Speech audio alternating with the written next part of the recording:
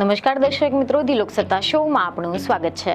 હાલ તો દેશમાં મેઘરાજાની ચાલ સમજવી જ અઘરી બની ગઈ છે, કારણ કે પહેલા તો જૂનના અંતમાં અને જુલાઈના પહેલા સપ્તાહથી જ ચોમાસાએ દેશના કેટલાય રાજ્યોને બરાબરનું ધમરોડી નાખ્યું હતું, જેના પછી ઘણી બધી જગ્યાએ વરસાદમાં બ્રેક જોવા મળી હતી. આના કારણે પહેલા લોકો વરસાદની આતુરતાપૂર્વક રાહમાં બેઠા હતા, પરંતુ હવે તો એવા ડરામના સમાચાર સામે આવ્યા છે કે હવે અનેક જગ્યાએ ચોમાસું એટલો બધો કહેર વર્તાવશે કે કોઈએ વિચાર્યું પણ ન હોય. જી હા, એવા અહેવાલ મળી રહ્યા છે કે ભારતીય હવામાન વિભાગે 25 જુલાઈથી એટલે કે આજથી 27 જુલાઈ સુધીમાં અનેક રાજ્યોમાં ભારે વરસાદની ચેતવણી આપી છે. ત્યારે હવે આજે આપણે જાણીશું કે આવનાર દિવસોમાં દેશનું વાતાવરણ કેવું રહેવાનું છે અને આની સાથે જ ખાસ કરીને ગુજરાતમાં હાલ ખોરવાયેલું ચોમાસું ફરી ક્યારે જામવાનું છે તેવા રિપોર્ટ મળી રહ્યા છે કે આઈએમડીએ 27 જુલાઈ સુધી ઉત્તર તટીય આંધ્રપ્રદેશમાં ભારેથી અતિ ભારે વરસાદની ચેતવણી આપી છે. બંગાળની ખાડીમાં એક હળવા દબાણનું ક્ષેત્ર બની રહ્યું છે. આના પગલે હવામાન બગડી શકે છે. હવામાન વિભાગના જણાવ્યા અનુસાર 24 જુલાઈના રોજ 8:30 વાગે બંગાળની ખાડીના ઉત્તરી ભાગમાં હળવા દબાણનું ક્ષેત્ર બન્યું છે અને ત્યારબાદ તે 24 કલાકમાં વધુ મજબૂત થવાયું છે અને તે 48 કલાકમાં પશ્ચિમ બંગાળ અને ઉત્તરી ઓડિશા તરફ આગળ વધવાનું છે અને ત્યારબાદ તેની અસર આંધ્રપ્રદેશ ઉપર પડી રહી છે. આ સિવાય ભારતીય હવામાન વિભાગના રિપોર્ટનું જો આપણે માનીએ તો ગોવા, મહારાષ્ટ્ર, અસમ, મેઘાલય, છત્તીસગઢ, પશ્ચિમ બંગાળ, ગુજરાત, ઉત્તરાખંડમાં કેટલાક સ્થળો પર ભારેથી ભારે વરસાદની શક્યતા છે.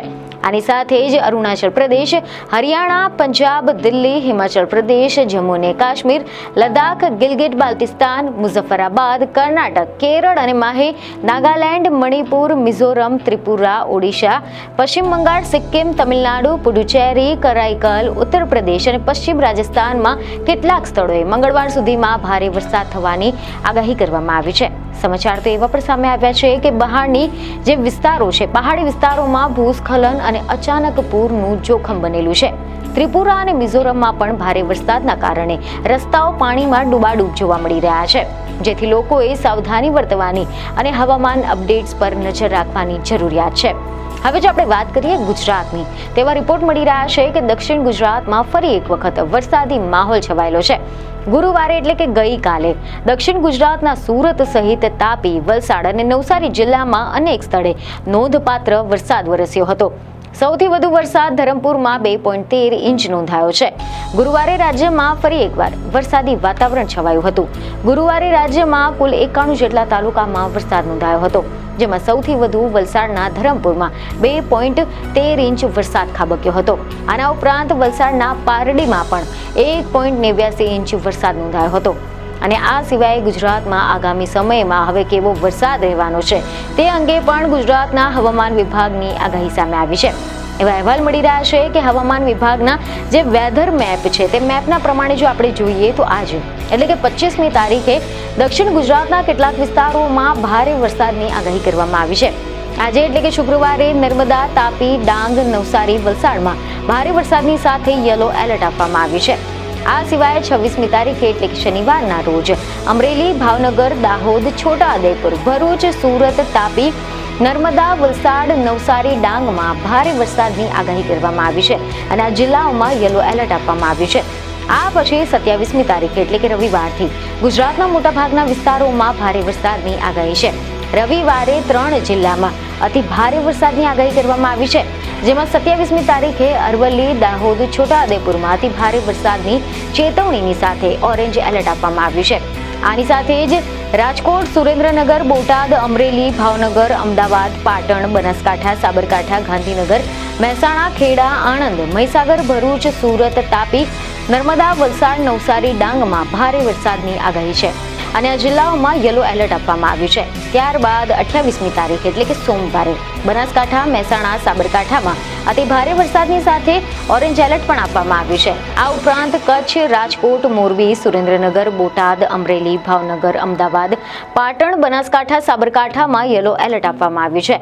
આની સાથે જ ગાંધીનગર, ખેડા, આણંદ, મહીસાગર, અરવલ્લી, વડોદરા, પંચમહાલ, દાહોદ, છોટાઉદેપુર, ભરૂચ, સુરત, તાપી, નર્મદા, વલસાડ, નવસારી, ડાંગમાં યલો એલર્ટ આપવામાં આવ્યું છે. આ જિલ્લાઓમાં ભારે વરસાદની આગાહી કરવામાં આવી છે. આના પછી 29મી તારીખે કચ્છ, બનાસકાંઠા, પાટણ, મહેસાણા, સાબરકાંઠા, નવસારી, વલસાડમાં ભારે વરસાદની આગાહી કરવામાં આવી છે. અહેવાલ એવા મળી રહ્યા છે કે હવામાન વિભાગના અમદાવાદ કેન્દ્રના ડાયરેક્ટર A.K. દાસે ગુરુવારે ગુજરાતમાં વરસાદ અંગેની આગાહી કરી હતી કે ઉત્તર પશ્ચિમ રાજસ્થાન પર સાયક્લોનિક સર્ક્યુલેશન પ્રવર્તી રહ્યું છે. આની સાથે જ મહારાષ્ટ્રથી કેરળના દરિયાકાંઠા સુધી ઓફ શોર ટ્રફની સ્થિતિ બની રહી છે અને આની સાથે જ ગુરુવારે સવારે બંગાળની ખાડી પર એક લો પ્રેશર પણ સર્જાયું છે. એટલે કે ત્રણ સિસ્ટમ સક્રિય થઈ ગઈ છે અને આ જ બધા કારણોસર હવામાન વિભાગે ગુજરાતમાં ચોમાસાના મેગા રાઉન્ડની આગાહી કરી છે. એક સાથે 3 જેટલી વરસાદી સિસ્ટમ સક્રિય થતા વરસાદની તીવ્રતા વધવાની છે. 25 થી લઈને 29 જુલાઈમાં ભારેથી ભારે વરસાદની આગાહી છે. ખાસ કરીને દક્ષિણ ગુજરાત, સૌરાષ્ટ્ર અને મધ્ય ગુજરાતમાં તબાહી મચાવે એવી પણ શક્યતા છે અને આ જ કારણે માછીમારોને પણ 23 થી લઈને 26 જુલાઈ સુધી દરિયો ન ખેડવાની ચેતવણી આપવામાં આવી છે. જોકે રાજ્યના જાણીતા આગાહીકાર અંબાલાલ પટેલે પણ ધ્રુજાવી દે તેવી આગાહી કરી છે. સમાચાર એવા સામે આવ્યા છે કે અંબાલાલ પટેલે એવી આગાહી કરી છે કે 27 જુલાઈથી ઓગસ્ટની શરૂઆત સુધીમાં ગુજરાતમાં ભારેથી ભારે વરસાદની આગાહી છે. પૂર્વ ગુજરાતના ભાગો, મહીસાગર, વડોદરા, અરવલ્લીના ભાગોમાં ભારે વરસાદ થવાનો છે. કેટલાક ભાગોમાં 8 થી લઈને 10 ઇંચ સુધી વરસાદ થવાની પણ શક્યતા છે. સૌરાષ્ટ્ર, દક્ષિણ ગુજરાત, ઉત્તર ગુજરાતના કેટલાક ભાગોમાં પણ વરસાદ થવાનો છે. 2 ઓગસ્ટ સુધીમાં મોટાભાગના નદીઓ, જળાશયોમાં પાણીની આવક વધવાની છે. ગઈકાલના મીડિયા રિપોર્ટ એવા સામે આવ્યા હતા કે રાજ્યમાં ચાલુ સિઝનનો કુલ વરસાદ 55.2% નોંધાયો છે, જેમાં સૌથી વધુ કચ્છમાં 63.99, ઉત્તર ગુજરાતમાં 54.3, મધ્ય ગુજરાતમાં 51.55, સૌરાષ્ટ્રમાં 53.72 અને દક્ષિણ ગુજરાતમાં 58.64% જેટલો વરસાદ નોંધાયો હતો. તેમજ ગઈકાલે સવારે 8 કલાક સુધીમાં સમગ્ર રાજ્યમાં વરસાદના પગલે 48 ડેમ હાઈ એલર્ટ પર છે. 17 ડેમ અને 25 ડેમ માટે વોર્નિંગ આપવામાં આવી છે. આ સિવાય 17 ડેમને એલર્ટ પર છે, જ્યારે 25 જેટલા ડેમો માટે વોર્નિંગ આપવામાં આવી છે. વરસાદના કારણે રાજ્યમાં 207 જેટલા જળાશયોમાં આજની તારીખે 60.5% જેટલો પાણીનો જથ્થો છે, જેમાં નર્મદા ડેમમાં 58.82% જેટલું પાણી છે, જ્યારે 17 જેટલા ડેમ એલર્ટ પર છે અને 25 ડેમ માટે વોર્નિંગ આપવામાં આવી છે. વરસાદના કારણે રાજ્યમાં 207 જેટલા જળાશયોમાં ગઈકાલની તારીખ સુધીમાં 60.5% જેટલો પાણીનો જથ્થો હતો, જેમાં નર્મદા ડેમમાં 58.82% જેટલો પાણીનો જથ્થો હતો.